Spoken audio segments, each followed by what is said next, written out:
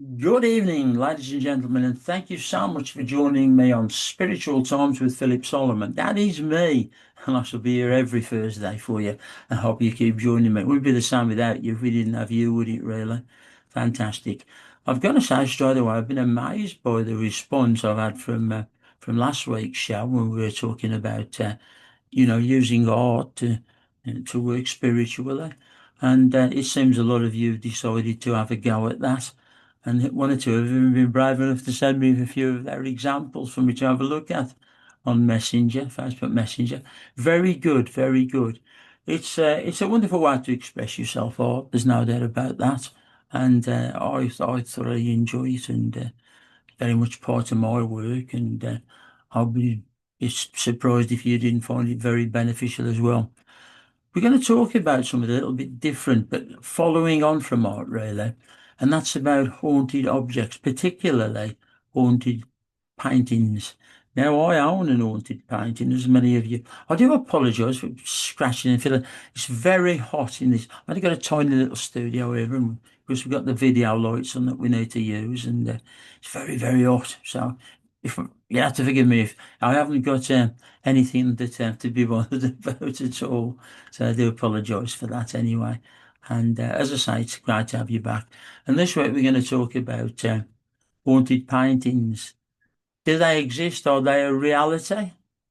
Well, I think there's been a lot of conjecture over the years where people have talked about art, that they see all sorts of strange things in the painting, Even the Mona Lisa, I think so many people see different things in the Mona Lisa. As I'm not suggesting that the Mona Lisa is a haunted painting, not at all. It's a wonderful painting. I remember going and seeing it at the Louvre with my lovely wife when we were in Paris a few years ago, and you could see it a lot better in those days, of course, today with what can you describe people who damage art, and those people who would do that. I think they shot at it or something, didn't they? And luckily, you'd got a bulletproof glass in front of it. But what sort of mind would want to damage such a beautiful artwork as the Mona Lisa? Not for us to know, is it? Probably. I think that's outside the logical thinking of anybody. But yeah, I do believe that there are some paintings that might be haunted. And what I'm going to do for you is talk about some of the famous ones, and I'll tell you what they're called, and then you can pop along in one of the search engines, Google or whatever you use, and have a look at them. You can certainly see them online. And as I say, I own an haunted painting, and we're going to put that up on Facebook for you to have a look at again.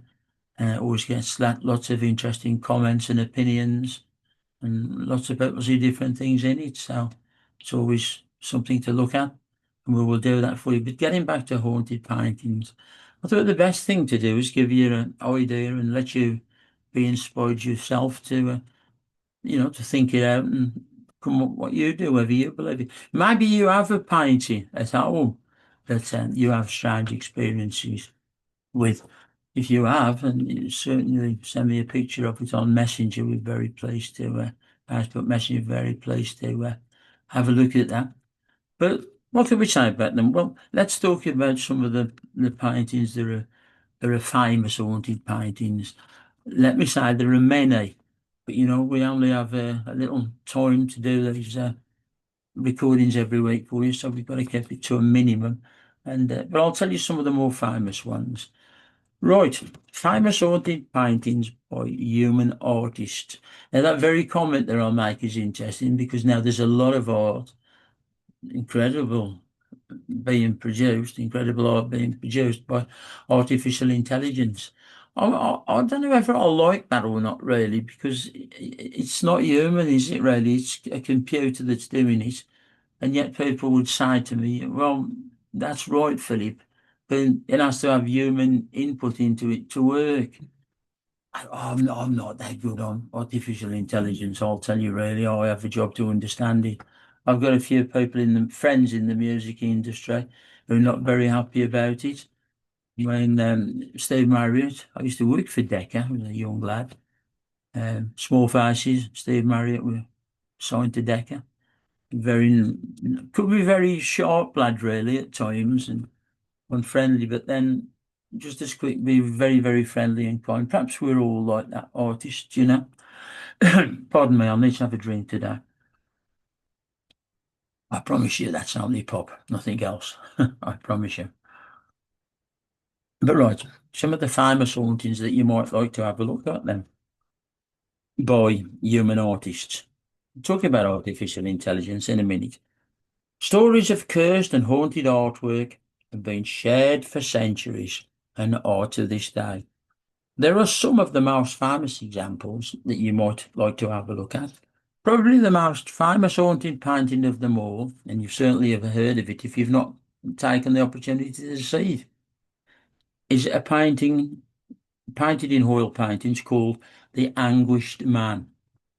I find it very sad, really, particularly. This one looks as though he's sort of shouting out in terrible pain or something. But it's an oil painting allegedly made with the artist's own blood.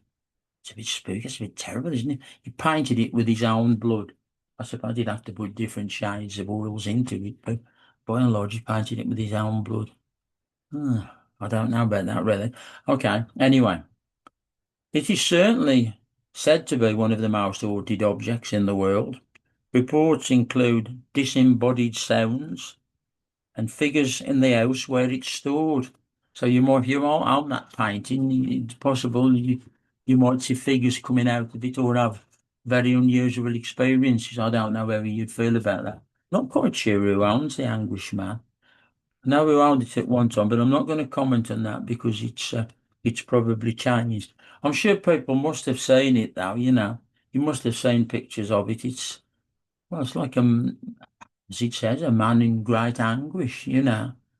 I've got to be honest, I've looked at that and I don't see anything really coming out of it. But if lots of other people the respectable people, honest people, say that it does, well, there you go, one of the most haunted paintings in the world.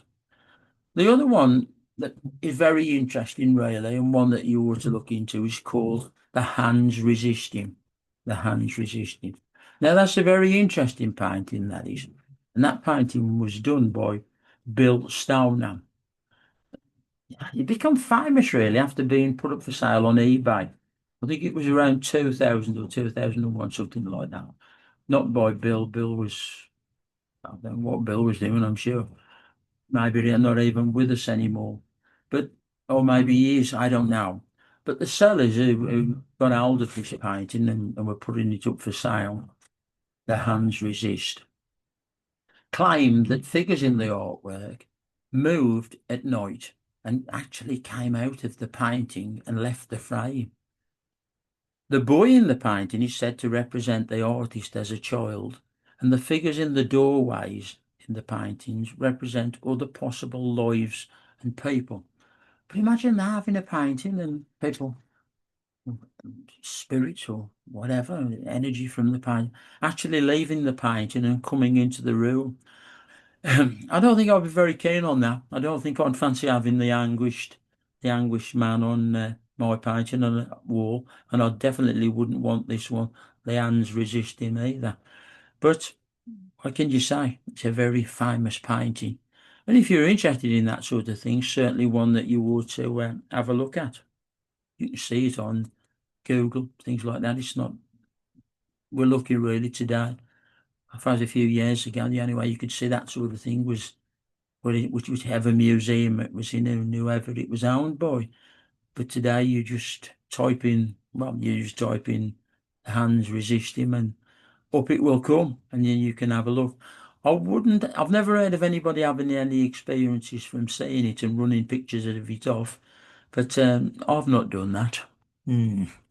Right. Another very famous one that you might like to know about. Well, there is a lot really, and I'm just trying to give you a few examples. But one that you might find interesting is called Man Proposes, comma, God Disposes, colon. Yeah. Now, this painting was done by Edward Landseer in 1864, and it still hangs today. Well, I'm sure it's still there today in the Royal Holloway College in London. So there is one that you can actually go and have a look at and see for yourself. The unnerving depiction of polar bears scavenging and sort of following with pretty bad intent, I would imagine, an expedition that was being led by those were the people who very bravely head out into places like the Arctic regions. And the painting suggests, very good painting, suggests clearly that the polar bears are on their way to well, not do them good, I wouldn't think. Probably ate them or something, I should think. So it's definitely not a funny one at all, really, and it's a very serious painting. But there's a very interesting story that I have to tell you about. Man possessed, God disposes is concerned. It has been claimed for many, many years. You remember it was painted in 1864, but it has been claimed many, many years that if you sit in front of that painting before you take any sort of exam that you're going to do, you'll fail.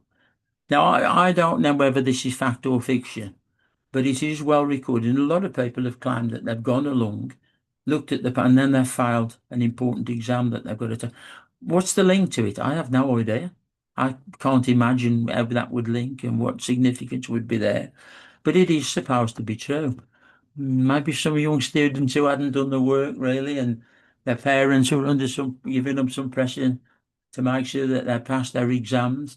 But I'm not saying that that is anyway the case, and I say they do claim that that is the case of it, and that people have reported that very experience. That man proposes, God disposes. That's one along that you can go and say. Again, it's at the Royal Holloway College in London. I believe it's still on display. You always want to check things like that, because I find I've gone to look at things in museums and galleries that I wanted to go and have a look at, and they change what's on the walls, don't they? So if you specifically want to go and have a look at that, I've seen it, and I don't know, it has an unnerving energy to it, really. But then, would it not have an unnerving energy by what it painted, what it suggests? That those polar bears are tracking those human beings, and the result ain't going to be good if they catch them, is it? Ain't going to be good. Anyway, go and have a look, see what you think. Now, what we have to move on now is something that I've not got a great deal of knowledge in, but I'm very interested in. I have to say, I'm very interested in artificial intelligence. Now, I mentioned I worked in for Deca when I was a very young man, and I think those of you who know me still enjoy playing my instruments and singing and all that sort of stuff. I made one record, I think, cover version of Born to Be Wild that will leave in abeyance before I play you that again. But having said that, there is a little story to that particular song. You all know the song Born to Be Wild from Steppenwolf and that wonderful film, that wonderful film of the two motorcycle cyclists riding across America. And well, what can you say? Incredible film. But going back to what I'm talking about, is a little bit different. But I love that song, and I decided I was going to do a black country version of it, change the lyrics. And everyone said to me, I know I'm going off haunted paintings, but you might find it interesting. Might play it for you one day. But I decided I would do a cover version of that, and everybody was saying to me, oh, they'll never they'll never let you do that. Steppenwolf, it's famous rock and roll songs of all time. They're not going to let you do that. Well, you never know if you ask. Now, the singer was the singer's title in that particular band was Mars Bonfire, and I were working in radio, so I had access to a lot of sort of information that other people wouldn't be able to get. I once had a chat with Chuck Berry about something that I was going to do. That's another story. Leave that for another day. But I got through to Mars Bonfire, the singer, and I asked him if I could do a cover of it. Well, he said, you better send it over for me to have a listen to first. And I changed it all around to black country dialect and stuff. It was very funny. And he found it very funny. He said, I'll tell you what, you can release 500 copies of that. And then if he did anything, we'd talk again. And I don't know if anybody out there's even got a copy. I've still got a copy, obviously, but nothing to do with haunted paintings at all, but linking in with that wonderful film. Right, anyway, going back to what I was saying, artificial art uh, generated uh, to look haunted or to have creepy imagery around it, if you like. Well, I would say artificial intelligence cannot create a truly haunted object. Its ability to generate uncanny and surreal art has led some to describe specific outputs as having a haunting quality. I've been a bit careful with my wording there, I suppose, but I don't know. Going back to music at the moment, they're recreating a lot of artists that are no longer with us. If you remember Steve Marriott from the Small Faces, he was with Decca. And I know that they're creating some of his music again. Well, new songs using artificial intelligence. And I believe his daughter is doing everything she can to stop it being produced, you know. I don't know. I don't know enough about it really, but it makes you wonder, doesn't it? But keep to the point, Philip. We want to know about artificial intelligence and haunted pictures, paintings. Okay, get back to you. One that is a very interesting one and very famous is called Laub. That's Loab. And it's an artificial intelligence generated aura icon that was put together in 2022. That's a few years ago now, hasn't it? And artificial intelligence has certainly kicked on to being a lot more things from them. An artificial intelligence researcher super composited and discovered a terrifying figure by entering data and text that would produce an artificially intelligent art generated picture. No matter how many times the prompt was run or how the original image was altered, the artificial intelligence kept producing the same bloody faced, all over bloody faced lady with a distorted head. Sounds awful, doesn't it? That really. There you go. The chilling recurrence and her gruesome appearance led to the painting being nicknamed Laub. It's a bit cruel, isn't it, for the poor woman who it created, but then she didn't really exist, did she? Because it's artificial intelligence. But, but lots of people claim that they found that very unnerving and that they felt that it had an image of it that looked like it was, inherently a haunted painting, you know. Another one that you might like to look into that's been produced the same way, really, artificial intelligence, is called the Uncanny Valley.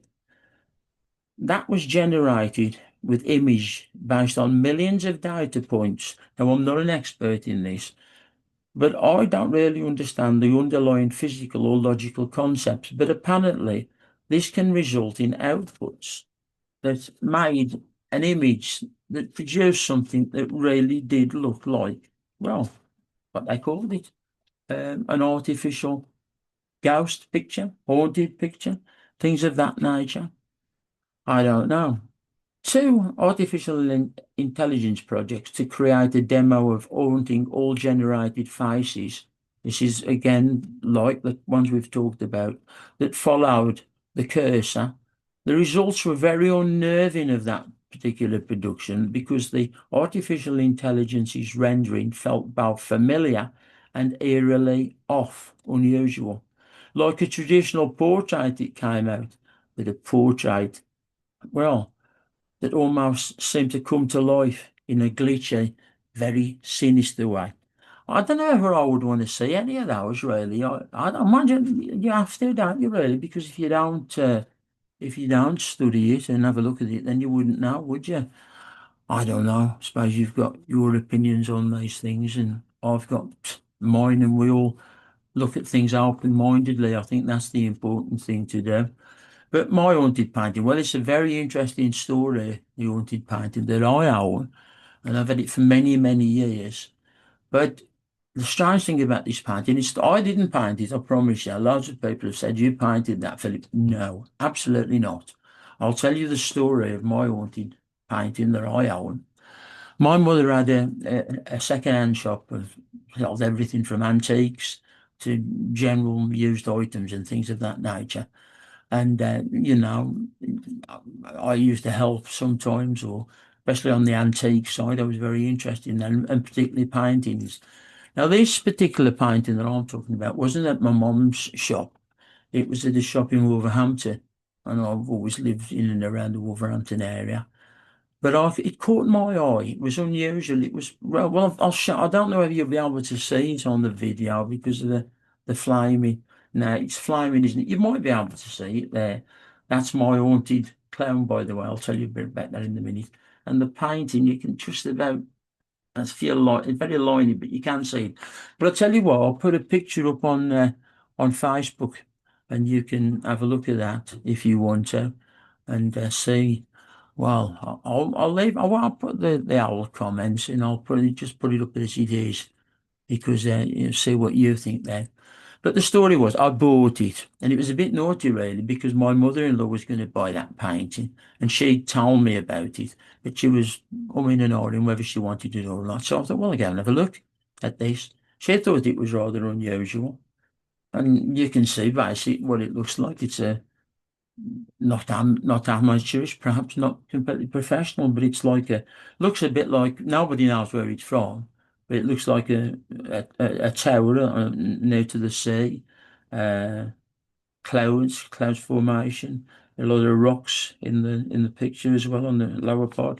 But the strange thing is that people say other things in that picture, other things, skulls, Vikings, what you might call how you would see a ghost. Uh, People, uh, all sorts of things. Caravan, Romanies with a Varda. Well, you're going to say, well, that's unusual. And it changes. What is strange about it is that it changes all. You're going to look at it again, and people say, well, I can't see the skull anymore now, but I can see the Viking. And as you say, the picture seems to change. Well, I bought it anyway, and I bought it home, and I kept it for a few years, and I know it's not nothing special, but it has sort of a funny energy about it. But I sold it to cut a long story short, I sold it to a couple of people who did like it. And I didn't paint this, I'm telling you, that's the truth. I didn't paint this. If my mother-in-law was here today, she would tell you. And certainly my wife would confirm, I never painted it. But anyway, they bought it. And they'd made an offer quite a reasonable sum for it. So I thought, well, yeah, let them have it then. But I had it about 3 weeks and I received a message from them to get in touch straight away. And I did. And the problem was that they said it was scaring everybody in the house, that they were seeing things in it that were scary, that were unnerving. They went away, come back to it, looked at it, and there was something different there. Now, may I just want to investigate that, but that's not the way most people in the general public are they? It's unnerving. So I bought it back, and I don't think I paid them anything like what they paid for it, but I think they'd have been very glad of me to just put it in my van and take it home. They were scared by it, scared by it.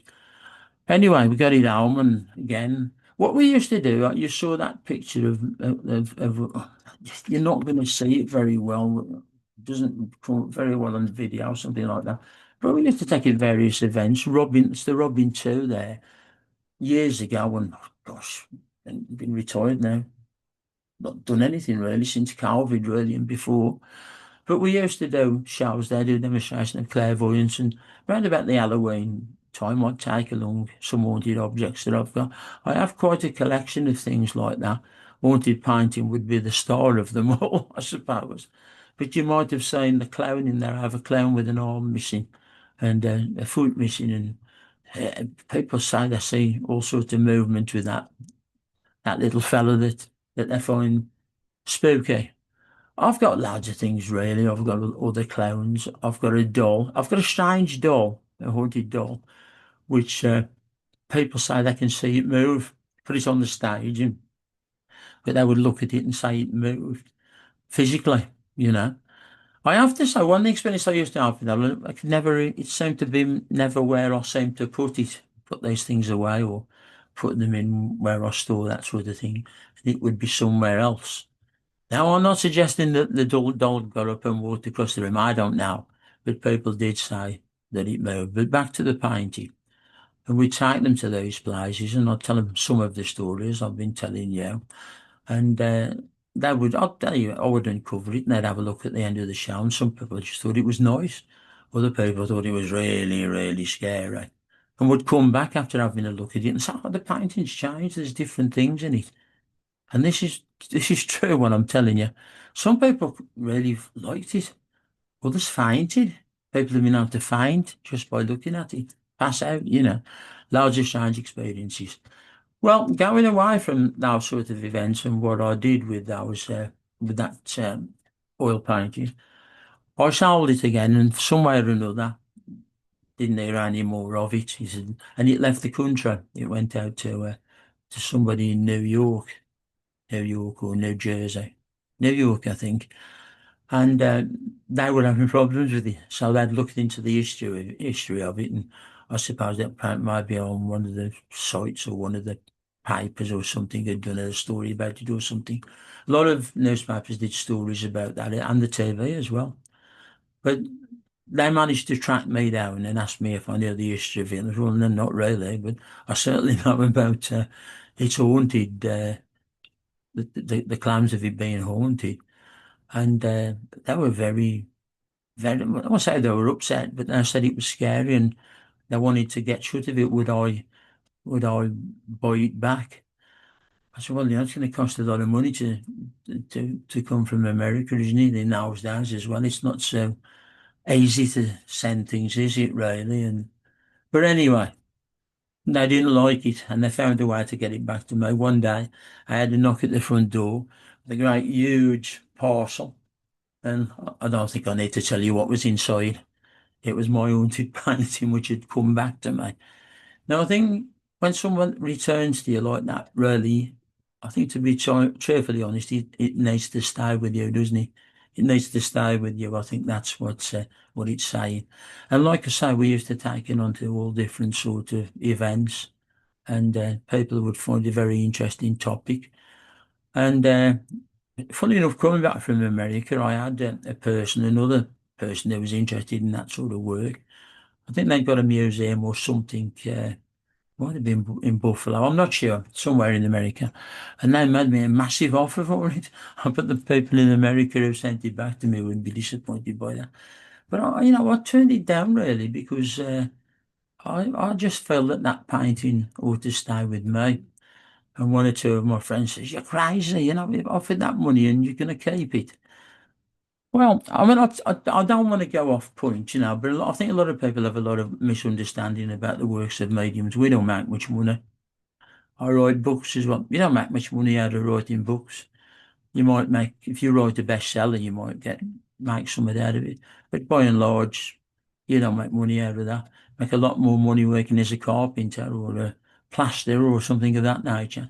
And the same with the mediumship, really. I mean, unless you're doing big tours, going all around the country or the world, then you might be making a good living. But if you're doing, just the ordinary venues, more often than not, the costs of rooms is very expensive. You've got to have staff to fulfill various roles. When I was doing my events, I always used to buy a dozen long stem roses. I don't know why. I just felt it would be nice to give the people who received the message a nice rose. It was always very popular. But it really meant that at the end of the evening, you'd hardly make anything at all. And sometimes one or two of lots of the promoters, I would say to them if he'd not had a good attendance, well, have some of this money back, which meant I probably wouldn't get anything at all. But that's the way it goes. Mediumship is about helping people uh, to know that their loved ones carry on the other side. And they can't die for the life of you. That's the truth of it. But if you want to do this work as a medium, be aware if you're going to be a real medium, emphasize a real medium, you're not going to make much money at that. You might make money if you're doing sort of psychic fairs and you've got your cards and your crystal balls and all that sort of stuff, and you're doing those readings, and good luck to you. But mediumship, well, I'm not one of say mediums have done quite well, but by and large, your reward is in helping people to know that their loved ones carry on forever. And I would have to say, I do believe that spirit bring you rewards in other ways. I've been very lucky in life. I've been very lucky in a lot of things that have come to me. And I thought, oh, that's unusual. And then you'd think, and my mum was a medium before me, very famous medium, my mother. My dad was as well in later life, but a very famous medium, my mother. And she always used to say, spirit don't really reward you financially, but they reward you in many other ways. And I believe that is to be the truth. Going off point a bit, but if you're listening to these shows, the Spiritual Times with Philip Solomon, I'll be telling you that fairly regular. I was born a medium, but lots of people decide that they want to do development classes and train and do mediumship work. You know, you need to get it right. You need to get it right and the right reasons for wanting to do it in your head, because it's a very hard, yeah, quite a few years of development. You're going to need to have a good mentor to work with you and all that sort of thing. I've gone off point a bit, haven't I? Because we're talking about haunted paintings. Well, I ain't really that much more to say, but it's an interesting subject, and we're going to make this show this week a bit more interesting for you, because I'm going to get the haunted painting out again and put it on display, take a picture of it, and you'll be able to have a look at it if you want to on Facebook. Now, I wonder how many of you were thinking now, oh, you know, I remember my grandma or granddad or my auntie or someone, she had a really unusual painting. There was one in the 60s, one of a really beautiful girl, and yeah, I haven't got a copy of it to show you, but I'm sure you know the one, dark hair and very attractive. A lot of people you'd say, well, wouldn't have that. It was in millions of houses, I think, all over the world, probably. Well, not millions, but probably hundreds, maybe thousands. And they used to say that that was a bit strange. I've seen that painting, nothing strange with that at all, really. The other thing about that you might like to think about with haunted paintings that a lot of people claim, if you listen to last week's class, well, not a class really, just giving you some advice really on using art to express your spirituality, and with me in mediumship work as well, really. Uh, what can I say, really? A lot of you have had a go at that. I don't know if, I suppose if you really did want to say to yourself before you started to do the week, I'm going to do a painting and I'm going to hope to be inspired that something about it will have an haunting factor. I don't know if somebody like me, maybe I don't really have no inclination to do that, but I think if you did, then it's possible. But I always think, I don't know, I think judgment is out really on whether haunted paintings are a reality, fake or fiction, whichever way you want to look at it. There's no doubt that my painting would appear to be haunted, and I've told you some of the more famous ones that are known about. Again, if you just type into one of the search uh, Google, one of the search engines, haunted paintings, there's a lot more than what you think, a lot more than what you think, and I think that's about it for this week. I hope you found that interesting. I hope you go and have a look on my Facebook page and have a look at the painting, and maybe you'll think that this has been a worthwhile chat. I followed it on really because so much of the interest last week talking to you about psychic art, and thank you for all your help and comments. Because if you make helpful comments, we can look at things that you would like me to do. And I'd completely forgot about the haunted painting and all that sort of stuff until one of the viewers last week said, "Oh, whatever happened to that haunted painting?" So it was a nice continuation on from last week. But that's it now, really. And I wish you good night and God bless. And be good. That's the important thing in life. Be good, and as long as you be good, you will never really go too far wrong. Good night and God bless.